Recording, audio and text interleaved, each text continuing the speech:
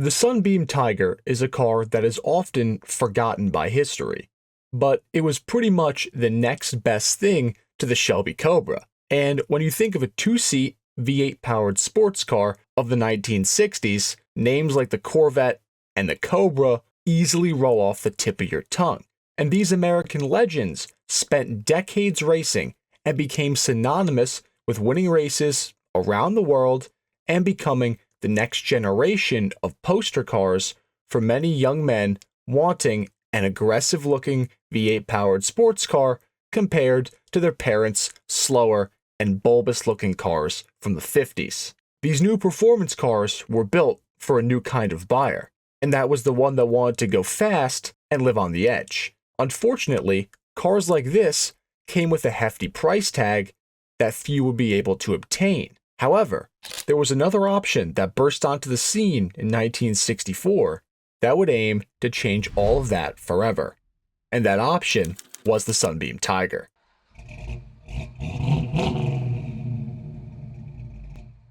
The story of the Sunbeam Tiger starts in 1959 as an English-built compact roadster under the name of the Sunbeam Alpine, which was the brainchild of a company called the Roots Group. The Alpine was a great, albeit slightly underpowered roadster. It was a great sports car that met at the precipice of handling, of performance, and also of comfort and daily drivability, which helped set it apart from other British roadsters. And the Alpine had proven itself on and off track with its durability as well, even winning in 1961 the Thermal Efficiency Index à Le Mans.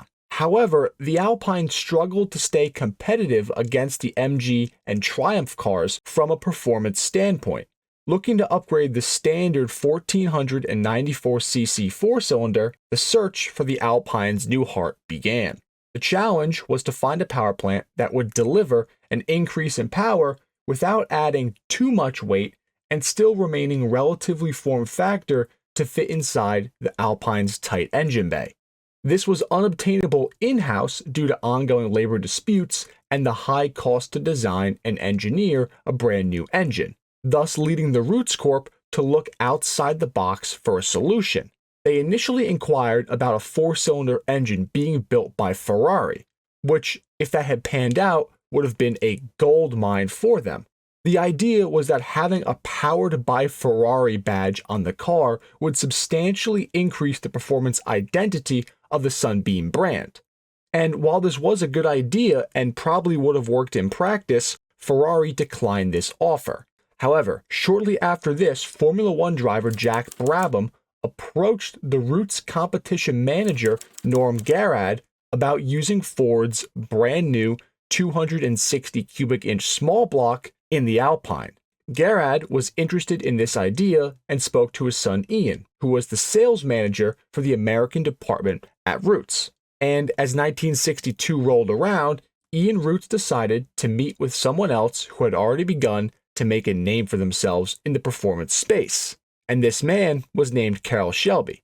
Ken Miles and Carroll Shelby were both contracted to engineer a prototype for the Alpine engine swap project, which would end up becoming the Tiger. Ken Miles was paid $800 for his contract work, and Carroll Shelby was paid a whopping $10,000 for his. And ultimately, Carroll Shelby's prototype was the winner. In 1964, Carroll Shelby, under contract with the Roots Group of England, developed the Sunbeam Tiger V8 prototype that they internally dubbed the Thunderbolt.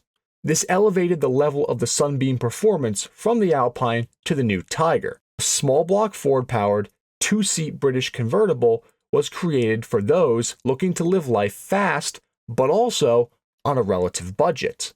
Although not designed to be a race car and still embracing its Grand Touring heritage, it was undeniable that the performance of the new Sunbeam Tiger was definitely there. And one cannot help but notice how similar it is in execution to the Shelby Cobra. And funny enough, the initial impressions of the high-up C-suite executives at the Roots Group were pretty lukewarm towards the Sunbeam Tiger. They actually didn't love it in the beginning. However, this attitude quickly changed once they went for a ride and they were able to open up that new Ford 260. With enough convincing, the prototype was then approved by the Roots Group for production, and the first order of 3,000 Ford 260 cubic inch V8s were shipped out, which readied the Sunbeam Tiger for mass production, which began in 1964 for the Sunbeam Tiger Mark I. The Mark I received a 164 horsepower, 260 cubic inch small block Ford, which was completed with a 2-barrel carburetor and a very modest 8.8 to 1 compression ratio.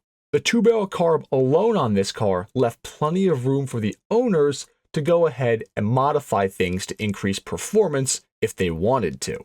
This 260 was mounted to a T10 4-speed manual transmission. The Tiger also got snappy rack and pinion steering, a trick new dual exhaust system that was routed through the frame rails so it could actually fit, amongst a slew of other upgrades.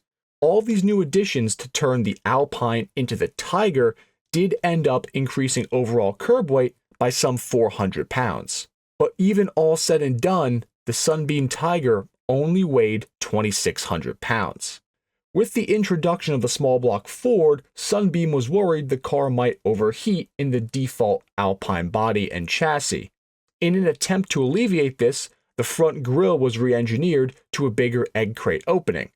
This provided better airflow, but it also gave the Tiger a bit of a Ferrari-esque look.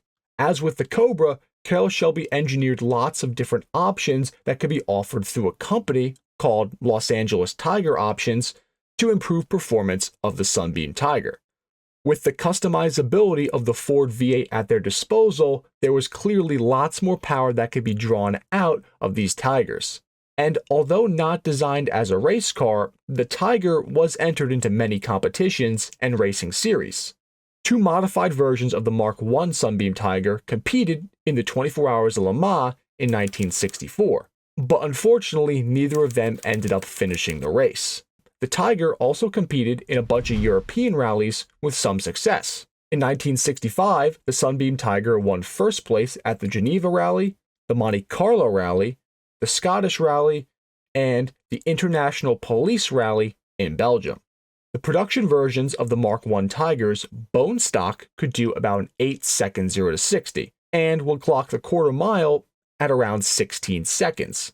In addition to the elevated performance of the Tiger, it still stayed true in spirit to the Alpine by having a very nicely appointed interior, with a wood dash, a full instrument panel, a telescopic steering wheel, and even a center console. This gives the driver the option for touring their favorite back roads while also still being able to accept the challenge of the track. Throughout the production run of the Sunbeam Tiger, there were 3 actual models. The Mark I and the Mark 1A both had the 260 with the 2-barrel carburetor, and they started off at a very reasonable price point of $3,500. Then, after these cars came the Mark II, which was introduced in 1967. This replaced the 260 V8 with a 210 horsepower, 289 cubic inch small block Ford under the hood. In this case, it also had a cast iron intake and a 2-barrel carburetor. But with the price of $3,842 and a 0 to 60 of just 7.5 seconds now, the Mark II continued to elevate the initial performance of the Mark I. And everybody knows how modifiable the 289 motors could be. So you could very easily squeeze over 300 horsepower out of your 289 powered Tiger Mark II. But unfortunately, the Mark II would also spell the end of the road for the Sunbeam Tiger.